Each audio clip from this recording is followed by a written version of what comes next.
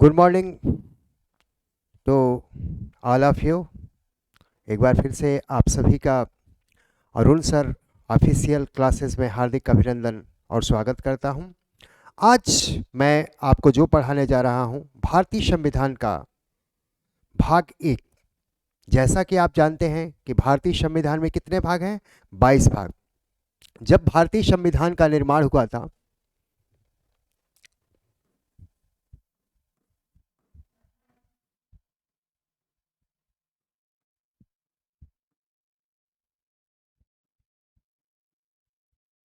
भारतीय संविधान, ठीक। तो आज हम भाग एक, भारतीय संविधान में कितने भाग हैं? 22 भाग हैं, ठीक। कितने? 395 अनुच्छेद, 12 अनुसूचियां और 22 भाग। तो आज हम भाग एक पर विस्तृत चर्चा करेंगे। ध्यान से सुनिएगा। भाग एक। भाग एक क्या है? भारतीय संविधान का भाग एक, ध्यान दीजिए। जैसे पूरा संविधान है, उसको कई भागों में बांटा गया, यानी 22 भागों में। यानी कि हम देखते हैं कि जैसे कोई भी हम पुस्तक पढ़ते हैं तो क्या होता है, उसमें लेसन होते हैं। चैप्टर 1 में ये दिया है, चैप्टर 2 में ये दिया है, चैप्टर 3 में। इसी तरह हमारा जो भारत का संविधान है, जो कि विश्व का सबसे बड़ा संविधान है, लिखित संविधान है, और जो कि विस्तृत है, तो इसीलिए उसको पार्ट वाइज किया गया है। भाग एक में जैसे संघ राज्यों के बारे में बताया गया है, भाग दो में नागरिकता के बारे में बताया गया है, भाग तीन में मौलिक अधिकारों के बारे में बताया गया है, भाग चार में नीति निर्देशक तत्वों के बारे में बताया गया। इस तरह करके पूरा भारतीय संविधान को 22 भागों में क्या किया गया है? बांटा गया है। कि यानी सुविधा के दृष्टि से कि हम मौलिक अधिकारों को खोजना है तो सीधा हम डायरेक्टली कहाँ चले जाते हैं? भाग तीन में, ठीक। तो आज हम आपको भाग एक का विस्तृत वर्णन कर रहे हैं, और मेरा यही प्रयास रहेगा कि भाग एक यदि आप वास्तव में यदि ठीक से पढ़ लेंगे और समझ लेंगे तो निश्चित तौर पे फिर दोबारा नहीं पढ़ने का आवश्यकता होगी। तो आज भाग एक में कितने अनुच्छेद हैं? भाग एक में कितने अनुच्छेद हैं? 4 अनुच्छेद हैं। भाग एक में कितने अनुच्छेद हैं? 4। 1, 2, 3 और 4, ठीक। भारतीय संविधान के भाग एक में 4 अनुच्छेद हैं।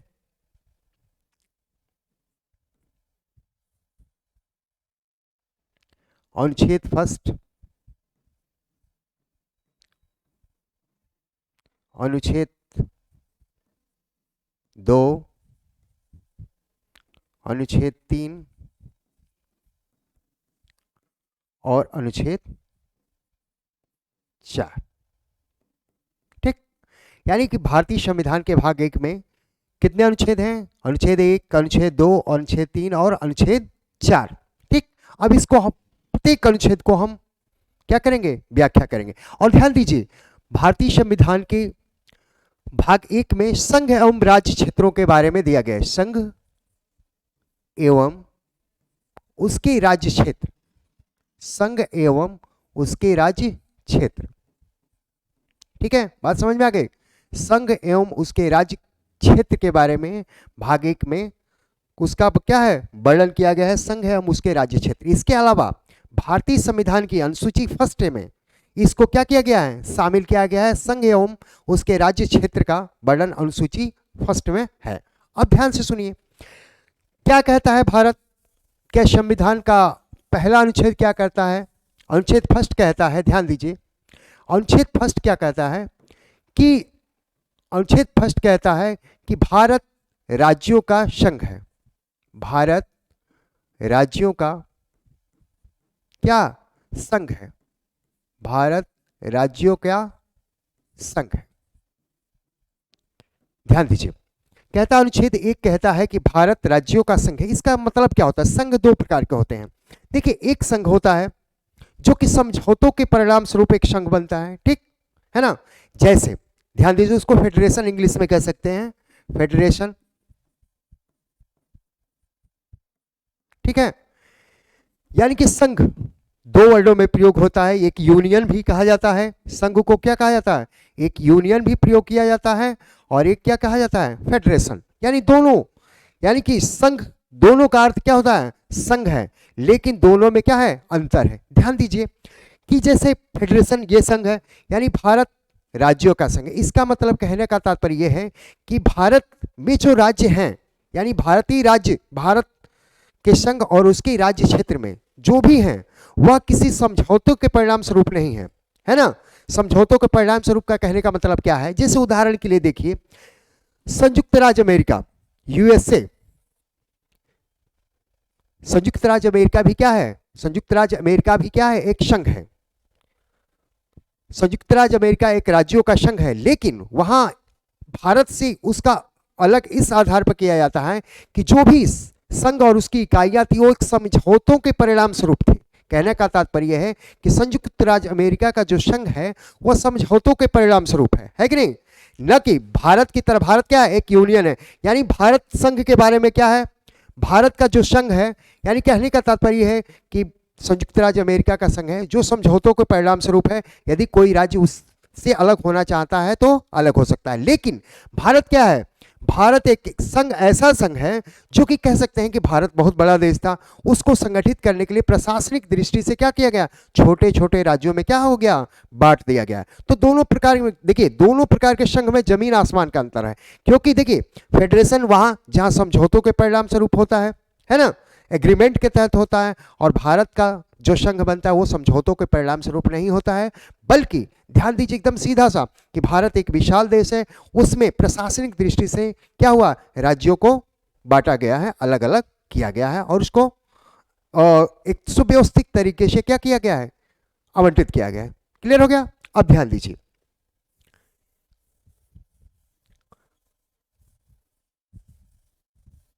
इंग्लिश में क्या कहा गया है, लिखा गया है इंडिया। ध्यान दीजिए, India that is Bharat, India जो कि भारत है, India that is Bharat,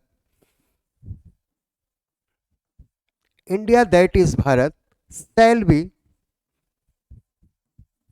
shall be union of state,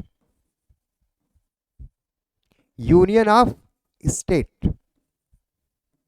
ठीक है, कहने का तात्पर्य यह है कि इंडिया जो कि भारत है, shall be यूनियन, यह संघ है किसका, यानी राज्यों का क्या है, संघ है, न कि किसी समझौतों के परिणाम स्वरूप यह संघ, भारतीय संघ का निर्माण क्या, India that is Bharat shall be union of state, it is not, it is not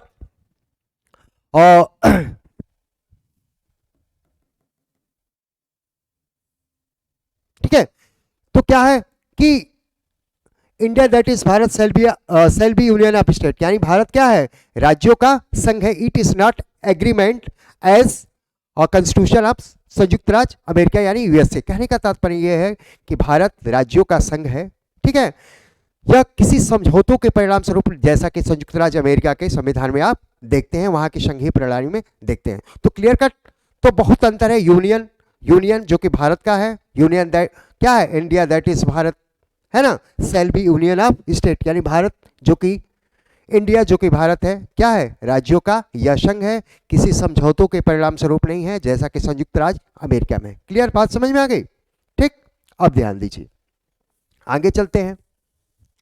अब भारतीय राज्य संघ में तीन प्रकार के क्षेत्र थे, यानी भारतीय संघ में तीन प्रकार के राज्य थे, पहला, दूसरा और तीसरा। ध्यान दीजिए, क्लियर, पहला राज्य, दूसरा केंद्र शासित प्रदेश, केंद्र शासित प्रदेश, ठीक है, केंद्र शासित प्रदेश, और तीसरा अर्जित क्षेत्र।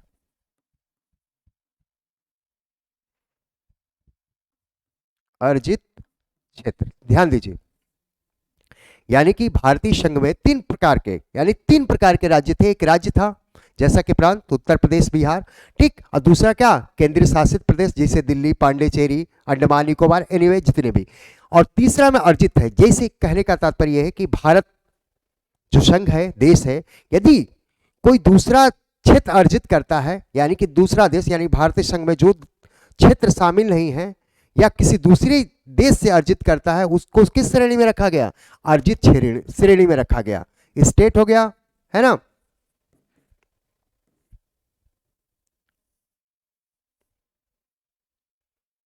यूनियन,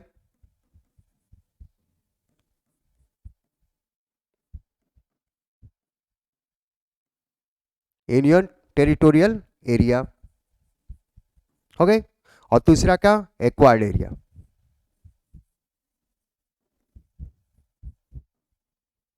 क्लियर, एकदम दिमाग खोल के समझिए, ठीक है। अब देखिए, यानी कि भारतीय संघ में तीन प्रकार के, तीन प्रकृति के क्या थे, राज्य थे। पहला राज्य थे राज्य जैसे उत्तर प्रदेश हो गया, बिहार हो गया, आंध्र प्रदेश हो गया और मध्य प्रदेश हो गया, इस प्रकार के राज्य थे, है ना, ठीक। और केंद्र शासित प्रदेश, केंद्र शासित प्रदेश जैसे अंडमान निकोबार हो गया, दिल्ली हो गया, पांडेचेरी हो गया, जो भी केंद्र शासित प्रदेश हैं, ठीक। और अर्जित क्षेत्र यानी भारतीय संघ क्षेत्र के बाहर जो क्षेत्र यानी दूसरे देश से अर्जित किया जाता है, उस क्षेत्र को क्या कहा गया, अर्जित क्षेत्र कहा गया, एक्वायर्ड एरिया कहा गया। क्लियर, बात समझ में आ गई। जैसे वर्तमान में कितने कितने राज्य हैं, 28 राज्य हैं, और कितने केंद्र शासित प्रदेश, 8 केंद्र शासित प्रदेश हैं, ठीक है, बात समझ में आ गई। क्लियर, अब चलते हैं, ध्यान दीजिए।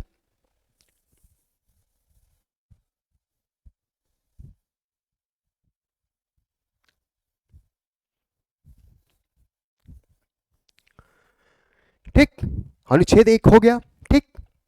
अनुच्छेद 2 क्या है, ध्यान दीजिए। भारतीय संविधान का अनुच्छेद 2, भारतीय संविधान का अनुच्छेद 2 क्या है कि भारतीय भारत संघ में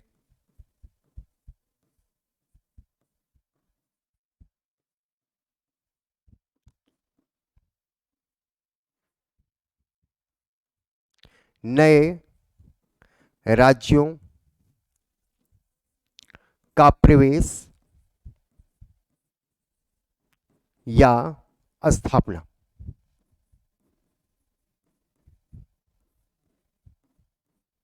ठीक।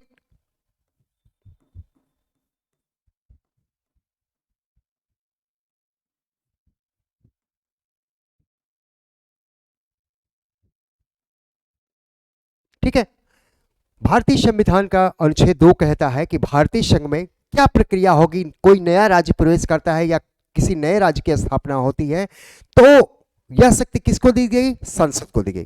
कहने का तात्पर्य यह है कि भारतीय संविधान का अनुच्छेद 2 में यह प्रावधान किया गया है कि यदि भारतीय संघ में कोई नया राज्य प्रवेश करता है, उसके लिए क्या प्रावधान होगा, या कोई राज्य नए राज्य की स्थापना की जाती है तो उसके लिए क्या प्रावधान है। प्रावधान यही है कि यदि कोई नया राज्य प्रवेश करता है तो यह शक्ति किसके हाथ में है, संसद के हाथ में, ठीक है।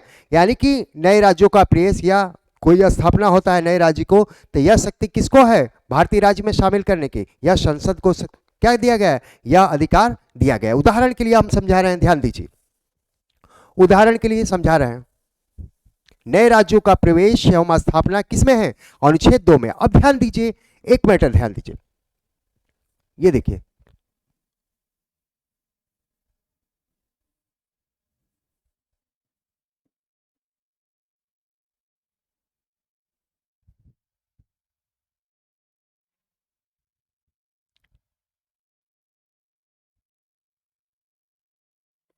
ठीक।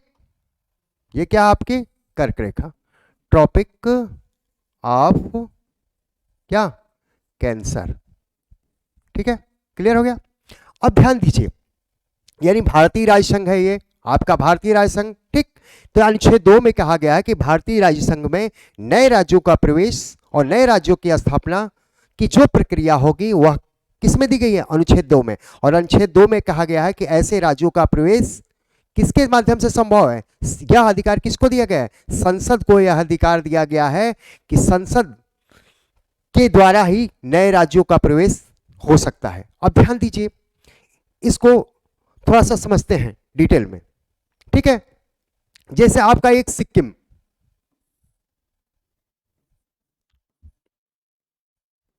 सिक्किम के बारे में हम थोड़ा सा पढ़ेंगे, ध्यान दीजिए, नए राज्यों का प्रवेश। देखिए ध्यान दीजिए, जब भारत स्वतंत्र हुआ, थोड़ा सा सिक्किम का मामला आपको समझ में आ जाएगा कि नए राज्यों का प्रवेश स्थापना कैसे संसद को अधिकार है और किस तरह इसका प्रयोग करती है। क्लियर।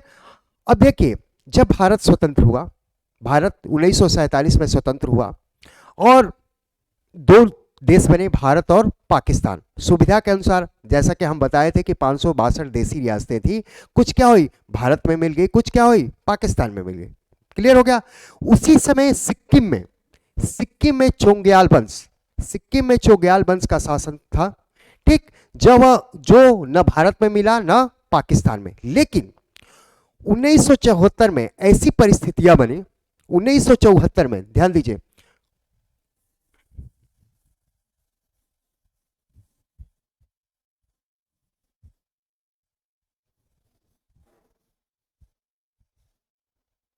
1974 में ऐसी परिस्थितियां बनी, ठीक, कि सिक्किम राज्य का भारत में यानी कि विलय की शुरुआत होने लगी। कहने का तात्पर्य यह है कि 1947 में क्या हुआ, न वो भारत में शामिल हुआ न पाकिस्तान में, लेकिन समय बढ़ता गया और वहां जो शासन कर रहे थे उसके विरुद्ध जनता का विद्रोह क्या हो गया, धीरे धीरे बढ़ता जा रहा था। वहां क्या था, सिक्किम कांग्रेस पार्टी थी, सिक्किम कांग्रेस पार्टी जो जनता का प्रतिनिधित्व करती थी, वह बार बार यहाँ क्या, सिक्किम में चोंग्याल वंश के विरुद्ध क्या आंदोलन कर रही थी कि यह क्या, यहाँ क्या लोकतंत्र स्थापित हो और भारत में शामिल हो। क्लियर। तो इसी के परिणाम स्वरूप 1974 में 1974 में क्या होता है, 35वां संविधान संशोधन होता है। 35वां संविधान संशोधन,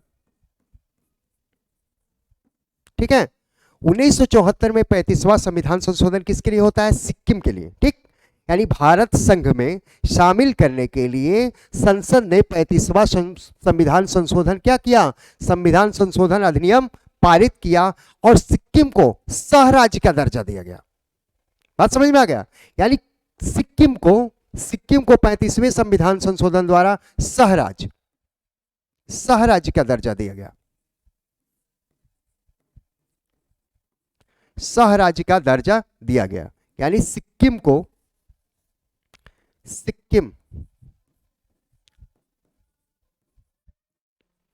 ठीक, सिक्किम को सह राज्य का दर्जा किसके द्वारा दिया गया, 35वें संविधान संशोधन 1974 के द्वारा। सह राज्य यानी क्या कह सकते हैं इसको, एसोसिएट स्टेट के रूप में इसको दर्जा दिया गया। और एक और प्रावधान यानी संविधान में संशोधन करना पड़ा और अनुच्छेद एक नया बना, अनुच्छेद 2 में ही एक जोड़ा गया, ठीक है।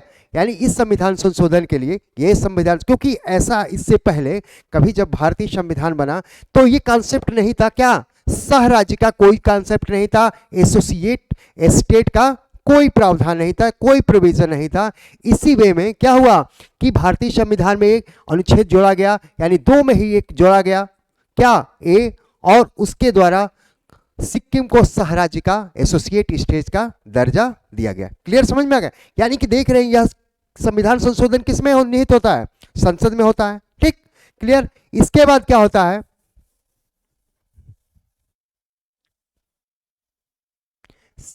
36वां संविधान संशोधन होता है, 36वां संविधान संशोधन, 36वां संविधान संशोधन, 36वां संविधान संशोधन कब होता है, 1975 में, ठीक है। 36वां संविधान संशोधन 1975 में होता है और सिक्किम को, यानी परिस्थितियां भी उस समय की तत्कालिक परिस्थितियां ऐसी हो गई थी जिसके कारण सिक्किम को भारत में शामिल करना भी क्या हो गया, अनिवार्य हो गया। क्योंकि चीन, आप जानते हैं कि हमारा पड़ोसी देश चीन है, जिससे हमारा बार बार युद्ध की स्थितियां उत्पन्न होने लगती है। कोई भी मुद्दा लेकर, चाहे अरुणाचल प्रदेश को मुद्दा लेकर, चाहे जम्मू कश्मीर के मुद्दा लेकर, चाहे स्टेपल वीजा के संदर्भ में, हमारा भारत और चीन के बीच क्या होता है, यानी भारत और चीन के बीच कौन सी लाइन है, मैकमोहन लाइन है ना। भारत और चीन के बीच की जो सीमा रेखा है, लाइन ऑफ कंट्रोल है, ठीक है, बीच की सीमा रेखा है, उसको क्या कहते हैं, मनमोहन रेखा, है ना, मनमोहन रेखा, मैकमोहन रेखा। तो मैकमोहन रेखा, तो बार बार भारत चीन सीमा विवाद उत्पन्न हो रहा था। इसी परिस्थितियों में क्या हुआ, 36वां संविधान संशोधन होता है 1975 में, 36वां संविधान संशोधन होता है और सिक्किम को क्या कर लिया जाता है, भारत में क्या पूर्ण रूप से सिक्किम का क्या होता है, सिक्किम का पूर्ण विलय हो जाता है, सिक्किम का पूर्ण विलय भारत में हो जाता है। तो कहने का तात्पर्य यह है कि भारतीय संविधान का अनुच्छेद 2 कहता है कि भारतीय संघ में नए राज्यों का प्रवेश कैसे होगा, स्थापना कैसे होगी, उसका प्रावधान कैसे होगा, इसमें दिया गया। और इसमें बताया गया है कि नए राज्यों का प्रवेश या स्थापना की जो शक्ति है, करने की शक्ति, वो क्या है, संसद में निहित है। क्लियर हो गया। और एक और चीज, ऐसा कोई भी विधेयक लाएगा, ऐसा कोई भी विधेयक लाया जाएगा जो कि इससे संबंधित हो, राष्ट्रपति की अनुमति क्या होगी, अनिवार्य होगी, अनुच्छेद 3 के लिए। ठीक, अनुच्छेद 2 समझ में आ गया। अब अनुच्छेद 3 पर आते हैं। अनुच्छेद 3,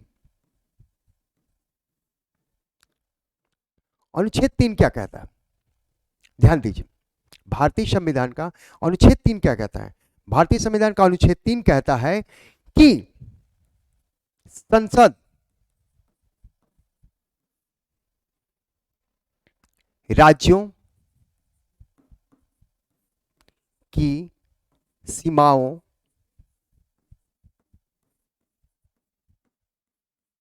नाम में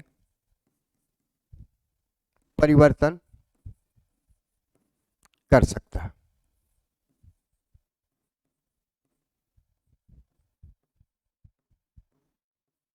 ठीक है, सिंपल बात समझिए। भारतीय संविधान का भाग 1, भारतीय संविधान के भाग 1 अनुच्छेद 3 कहता है कि संसद, यानी कि संसद भारत के किसी भी राज्य के सीमा में परिवर्तन कर सकता है, उसके नाम में परिवर्तन कर सकता है। यह शक्ति किसको दे दी गई है? यह शक्ति किसको दे दी गई? किसको दे दी गई? संसद को। यानी कि भारतीय संसद किसी भी राज्य, चाहे केंद्र शासित प्रदेश हो या राज्य हो, उसके नाम, उसके सीमा में कोई भी परिवर्तन कर सकती है। उसके लिए क्या है?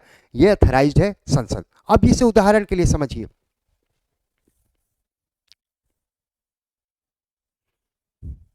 उदाहरण के लिए समझिए, किसी राज्य का नाम, ठीक, और उसकी सीमाओं में परिवर्तन। ध्यान दीजिए,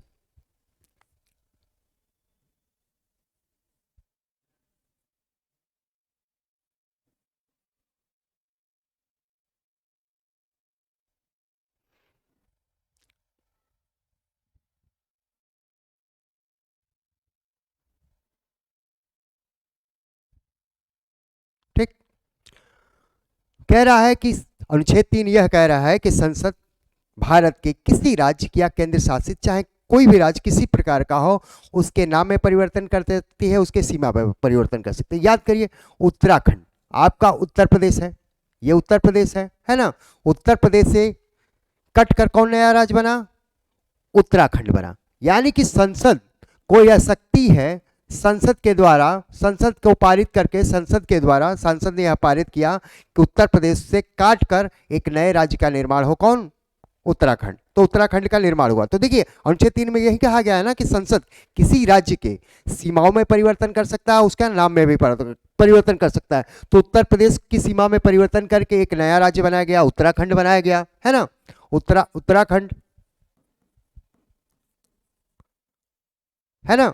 उसके बाद क्या हुआ? अब जिसे एक और परिवर्तन हुआ, यहां आपका छत्तीसगढ़, मध्य प्रदेश को काट के, मध्य प्रदेश को काट के कौन सा राज्य बना? एक राज्य क्या बना? छत्तीसगढ़ बन गया। उसी तरह, ठीक, और एक क्या? उत्तराखंड बन गया, छत्तीसगढ़ बन गया, और एक क्या है? बिहार के बगल में, ये जो उत्तर प्रदेश के बगल में है, ये वाला बिहार कौन बन गया? झारखंड। ठीक, यानी कि संसद को आबाद ये शक्ति है कि किसी राज्य की सीमाओं में क्या कर सकती है? परिवर्तन कर सकती है, उसका क्या कर सकती है? नाम कर सकते हैं। जैसे ध्यान दीजिए, उत्तराखंड का पहले नाम क्या था? उत्तरांचल था, लेकिन बाद में उसका नाम परिवर्तन करके क्या हो गया? उत्तराखंड हो गया। उसी तरह मध्य प्रदेश की सीमाओं में परिवर्तन करते हुए एक नए राज्य छत्तीसगढ़ का निर्माण हुआ।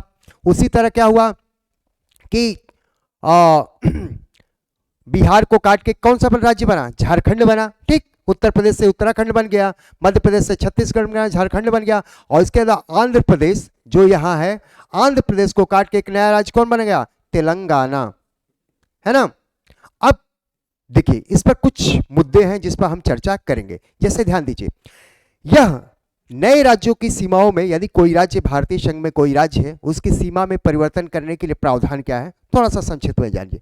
मान लीजिए, जस्ट इमेजिन, कल्पना करिए कि उत्तर प्रदेश से काट के उत्तराखंड बन गया। उसके लिए प्रक्रिया ये है, अनुच्छेद 3 में कहा गया है कि नए राज्य बनेंगे, यानी कि जिस प्रकार कोई भी राज्य की सीमाओं में परिवर्तन करके नया राज्य बनेगा, उसके लिए जो विधेयक संसद में लाया जाएगा उससे पहले राष्ट्रपति की अनुमति आवश्यक। अनुच्छेद 3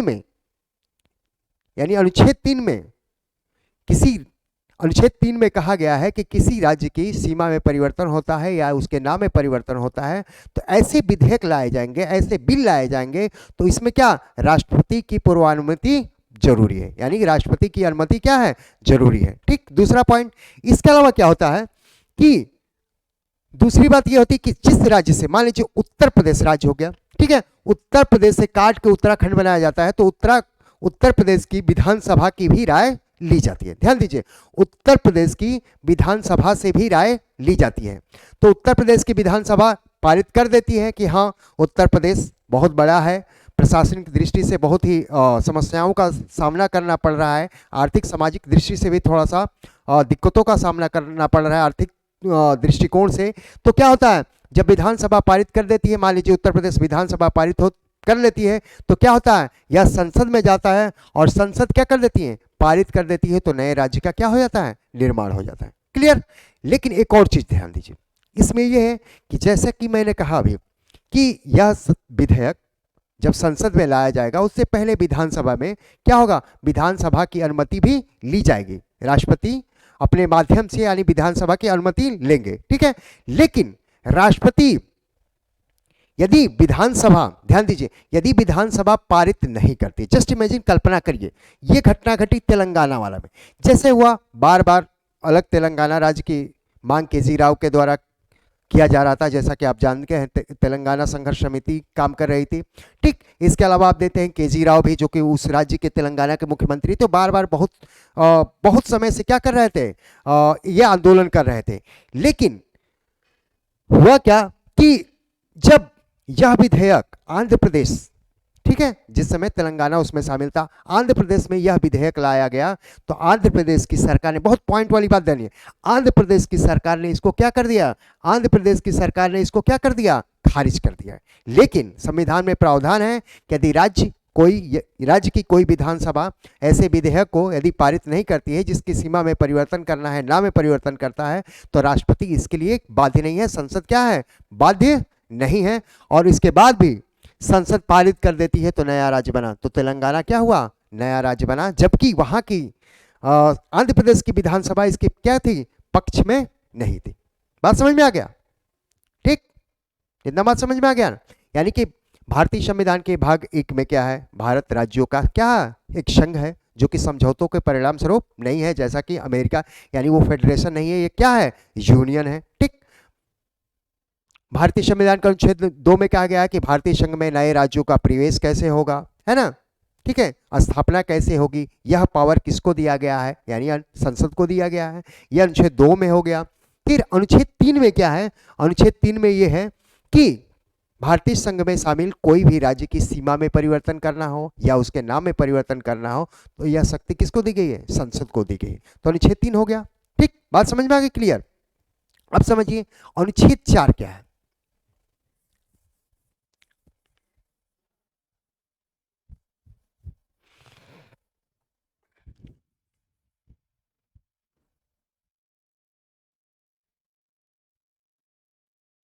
भाग 1 का अनुच्छेद 4 क्या है? भारतीय संविधान के भाग 1 का अनुच्छेद 4 यही कहता है कि नए राज्यों की सीमाओं में, ठीक है, यानी नए राज्यों की सीमाओं में परिवर्तन या नामकरण या कोई भारतीय संघ में नया राज्य प्रवेश करता है या स्थापना होती है, ऐसे विधेयक को संविधान संशोधन नहीं माना जाए। देखिए ध्यान से, जैसे कहने का तात्पर्य क्या है, अनुच्छेद 2, ध्यान दीजिए, अनुच्छेद 2 में जो प्रावधान किए गए हैं और अनुच्छेद 3 में 2 प्रावधान किए गए हैं।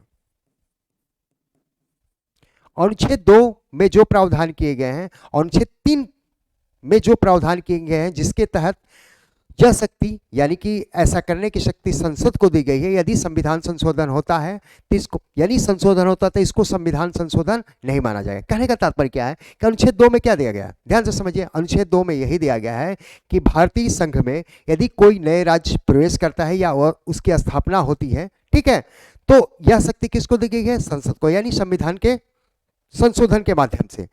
ठीक। अनुच्छेद 3 क्या कहता है, किसी भारतीय संघ राज्य में शामिल, ठीक है, भारतीय संघ राज्य में शामिल कोई भी, चाहे राज्य हो, केंद्र शासित प्रदेश हो, चाहे अर्जित क्षेत्र, उसकी सीमा में कोई भी परिवर्तन करना हो या नाम में परिवर्तन करना हो, तो इन लोगों के लिए कोई ये जो संशोधन हो उनको संविधान संशोधन नहीं माना जाएगा। बात समझ में आ गया, संविधान संशोधन नहीं माना जाएगा। अब क्लियरिफाई करते हैं क्यों और कैसे। देखिए हमारे यहाँ भारतीय संविधान में, देखिए हम भारतीय संविधान की विशेषता पढ़ा रहे थे, तो भारतीय संविधान की विशेषता salient feature of Indian constitution that I mention that 3 types amendment in Indian constitution, यानी कहने का तात्पर्य है कि भारतीय संविधान में 3 प्रकार के संशोधन किए गए थे। ठीक है, यानी भारतीय संविधान में संशोधन की 3 प्रक्रिया अपनाई गई। जैसा कि आप जानते हैं कि भारतीय संविधान में संविधान संशोधन की प्रक्रिया है, संशोधन की जो प्रक्रियाएं हैं वह कहाँ से लिया गया है, दक्षिणी अफ्रीका के संविधान से क्या किया गया है, लिया गया है, हम लोग वहीं से प्रेरित है। ठीक। अब ये होता है कि देखिए, जिसे मैंने भारतीय संविधान की विशेषता में बताया था कि भारत का संविधान न बहुत ज़्यादा लचीला है, न ही बहुत ज़्यादा कठिन है। कठिन यानी कठोर है ना। तो उस दिन मैंने आपको ये समझाया था कि भारत के संविधान में बहुत से अनुच्छेद होते हैं जो कि एकदम साधारण बहुमत से पारित हो जाते हैं, बहुत अनुच्छेद होते हैं कि सिर्फ 2/3 बहुमत से पारित हो जाते हैं, और तीसरे प्रकार का संशोधन ऐसा भी होता है कि लोकसभा और राज्यसभा का 2/3 बहुमत तो आवश्यक है ही, साथ में साथ आधे से अधिक राज्यों का भी, ठीक है, आधे से आधे राज्यों के विधानसभाओं द्वारा भी पारित होना चाहिए। यानी कहने का तात्पर्य दिख रहा है कि एक तरफ लचीला फ्लेक्सिबल क्यों कहा जाता है, और एक जगह फ्लेक्सिबल क्यों कहा जाता है, एक जगह कठोर क्या कहा जाता है, रिगिड क्यों कहा जाता है, क्योंकि एक जगह आप देख रहे हैं साधारण बहुमत से संविधान में संशोधन हो जा रहा है, दूसरे तरफ आप देख रहे हैं कि उसके लिए विशेष प्रक्रिया, यानी कि देखिए लोकसभा में भी 2/3 बहुमत होना चाहिए, उपस्थित सदस्यों का 2/3 बहुमत, राज्यसभा के उपस्थित 2/3 सदस्यों का बहुमत, और इसके बाद आप देखते हैं कि आधे से अधिक, यानी भारत के जितने भी राज्य हैं आधे से अधिक क्या विधानसभाएं उस विधेयक को पारित करें तो ही संशोधन माना जाएगा। तो हम उसको थोड़ा सा संक्षिप्त में बता रहे हैं। संशोधन, अमेंडमेंट, संशोधन 3 प्रकार के होते हैं भारतीय संविधान में। संशोधन, अमेंडमेंट, संशोधन कितने प्रकार के हैं, 3 प्रकार के।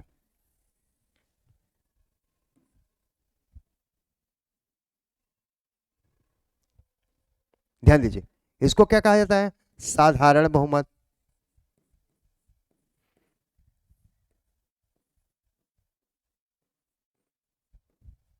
सिंपल मेजोरिटी हो गया, सिंपल मेजोरिटी, ये क्या हो गया, विशेष बहुमत,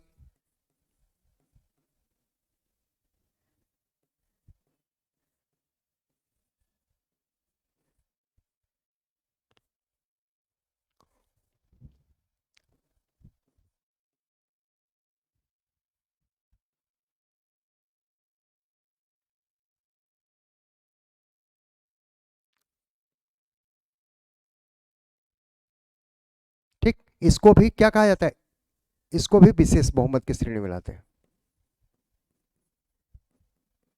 बस थोड़ा सा प्रक्रिया का अंतर है। ध्यान दीजिए, भारतीय संविधान में अनुच्छेद 368 है ना, भारतीय संविधान के अनुच्छेद किसमें, 368 में संविधान संशोधन की प्रक्रिया है। संशोधन की प्रक्रिया, संशोधन की प्रक्रिया का क्या है, उल्लेख है।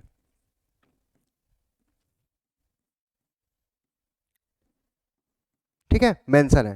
बात समझ में आ गई। यानी भारतीय संविधान के अनुच्छेद 368 में संविधान संशोधन की प्रक्रिया के बारे में दिया गया है।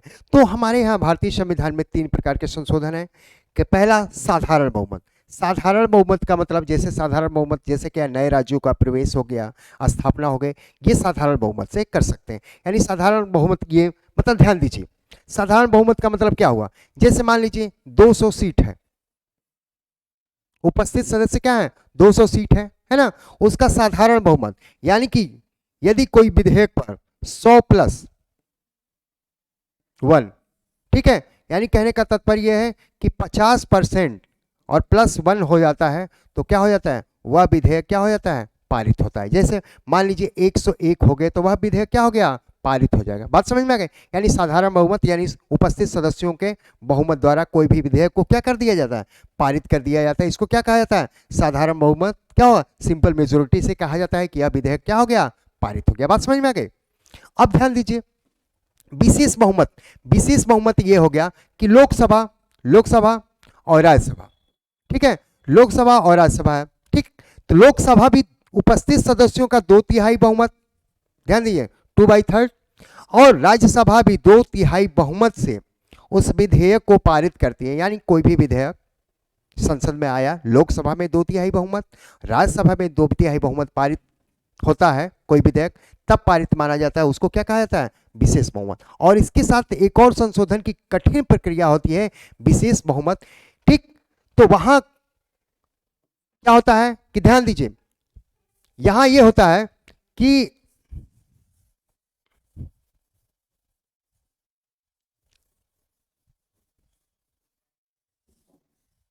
यहां यह होता है कि लोकसभा, मान लीजिए लोकसभा, राज्यसभा और राज्य, ठीक। कहने का तात्पर्य राज्यों की विधानसभाएं, कह सकते हैं राज्यों की विधानसभाएं।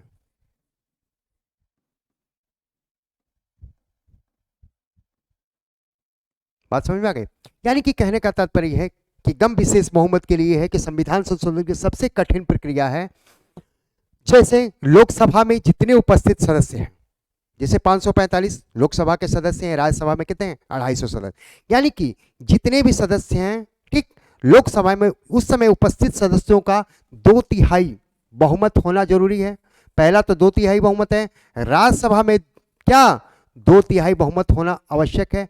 इसके अलावा राज्य की विधानसभाएं यानी 1/2 से अधिक, 1/2 से, यानी कहने का तात्पर्य है कि आधे राज्यों की विधानसभाएं भी उस विधेयक, मान लीजिए कोई विधेयक है तो लोकसभा में 2/3 बहुमत से पारित हो गया, राज्यसभा में 2/3 बहुमत से पारित हो गया, और राज्य की विधानसभाएं यानी कि पूरे देश की मान लीजिए 28 राज्य हैं तो 14 राज्यों की विधानसभाएं उस विधेयक को साधारण बहुमत से, ठीक है, साधारण बहुमत से, सिंपल मेजोरिटी से, साधारण बहुमत से पारित कर देती है, बहुमत से पारित कर देती है, और राष्ट्रपति साइन कर देते हैं, ठीक। राष्ट्रपति साइन कर देते हैं तो वह क्या हो जाता है, कानून बन जाता है, ठीक। तो ये सबसे कठिन प्रक्रिया आप देख रहे हैं कि एक क्या संविधान संशोधन एकदम सिंपल प्रक्रिया, उपस्थित सदस्यों का केवल मेजोरिटी है, बहुमत है, तो क्या हो गया, संशोधन हो गया। और तीसरी तरफ देखते हैं कि लोकसभा में भी 2/3 सदस्यों का बहुमत होना चाहिए, ठीक, मेजोरिटी होनी चाहिए, राज्यसभा में 2/3, और पूरे राज्यों के यानी आधे राज्य यानी पूरे देश के आधे राज्यों की विधानसभाएं साधारण बहुमत से यदि पारित करती है और राष्ट्रपति हस्ताक्षरित करते हैं तो वह कानून क्या हो जाता है, बन जाता है। जैसे ऐसे किस प्रकार के संशोधन, अधिकतर 7वीं अनुसूची के, ठीक, 7वीं अनुसूची में दिए गए वैसे, जिसे मान लीजिए न्यायपालिका होगा, न्यायपालिका में कोई भी संशोधन, न्यायपालिका जो कि भारतीय संविधान की संरक्षक कही जाती है, यदि उसके किसी अनुच्छेद में संशोधन करना है, अमेंडमेंट करना है, तो उसके लिए यह विशेष बहुमत की प्रक्रिया अपनाई जाती है, लोकसभा राज्यसभा। क्योंकि देखिए वहाँ केंद्र में सर्वोच्च न्यायालय यानी केंद्र, यहाँ केंद्र और राज्य और मामला नहीं है, सीधा हमारी हायरार्की, जो हमारी न्यायपालिका एकदम हायरार्की सिस्टम है कि नहीं, सबसे ऊपर सर्वोच्च न्यायालय, उच्च न्यायालय, जिला न्यायालय, है ना, सत्र न्यायालय, उसके बाद छोटी यानी लोअर कोर्ट्स होती है। तो यानी एक सीरीज क्रम में है। तो ऐसे विषयों पर यानी न्यायपालिका से संबंधित यदि उसके शक्ति में, अधिकारों में वृद्धि या कमी, ऐसे कोई भी संशोधन के लिए क्या होता है, ये यानी विशेष बहुमत की प्रक्रिया, यानी ये कठिन वाली जो सबसे प्रक्रिया है, इस प्रक्रिया को अपनाई जाती है। या कोई ऐसे विषय है जो केंद्र और राज्यों में शक्तियों में क्या, यानी कि कह सकते हैं कि संघात्मक व्यवस्था में कोई व्यापक परिवर्तन की बात आती है, ठीक, चाहे निर्वाचन आयोग की शक्तियों के बारे में आती है, इन सब के लिए क्या होता है, इन सब के लिए विशेष प्रावधान किया जाता है। और इसके लिए विशेष बहुमत, जो कि सबसे कठिन प्रक्रिया है, यानी लोकसभा में 2/3 बहुमत होना चाहिए, राज्यसभा में 2/3, और राज्य की आधी, यानी राज्य के पूरे राज्य की 14 कम से कम आधी विधानसभाएं भी उस विधेयक को पारित करती हैं और राष्ट्रपति साइन करते हैं, तभी वो क्या होता है, कानून बनता है। क्लियर? तो समझ में आ गया? तो कहने का तात्पर्य यह है कि भारतीय संविधान का अनुच्छेद 4 कहता है कि यदि अनुच्छेद 1, अनुच्छेद 2 और 3 में किसी प्रकार का संशोधन होता है, उसको संविधान संशोधन नहीं माना जाएगा। क्लियर हो गया? ठीक। अब आते हैं एक बहुत ही रोचक मुद्दा जो कि इसी से संबंधित है, बता रहे हैं, ध्यान दीजिए। एक घटना घटी, बेरूबारी मामला। बेरूबारी है क्या? ध्यान दीजिए।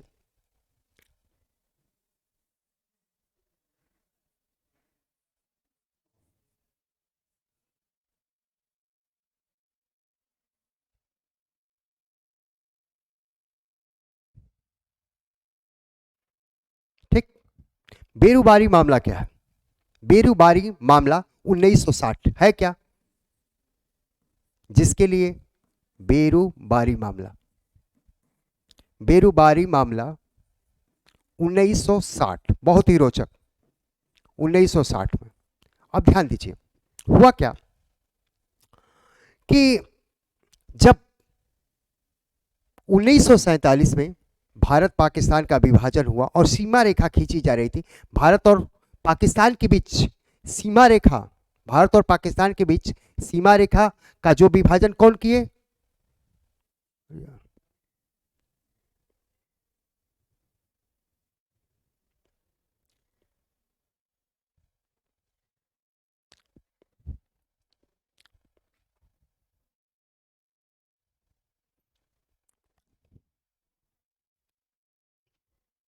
थोड़ा सा डिस्टर्ब हो गया है।